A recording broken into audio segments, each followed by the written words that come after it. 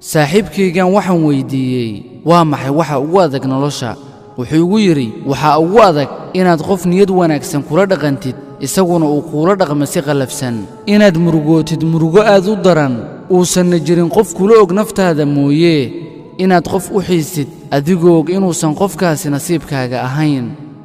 anna waxaan ku iri waxa kaloo kamid ah inaadanba ku jirin qalbi aad wax walba u samaysay haddana aanan kuu ogayn waxaa kaloo kamid ah waxyaabaha ugu adag nolosha in qof isagoo nool uu qalbigaaga ka dhinto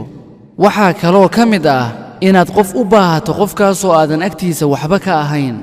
waxaa ugu adag inay noloshu ku ilowdo weliba adigoo nool waxaa kaloo kamid ah waxyaabaha nolosha ugu adag in lagugu qasba inaad qof iska jaahil siisid kaasoo aad maalin maalmaha kamid ah aad cisayn jirtay waxaa nolosha ugu adag inaad qof jeclaatid balse aysan suurtagal ahayn inaad aragto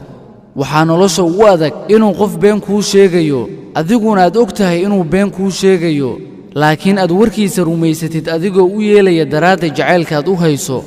waxaa ugu adag nolosha in nolosha iyo waayuhu ay kugu qasbaan waxaadan doonaynin mise aadan jeclayn maxaa ka adag inaad dhoola caddaysid iyadoo ay ilintaaduna ku hoobanayso gudahaaga laakiin waxaa intaasoo dhan ka adag inaad la kulantid kuwan aan hadda soo sheegnay balse aadan allah ka magangelin naxariistii alle dushiina ha ahaato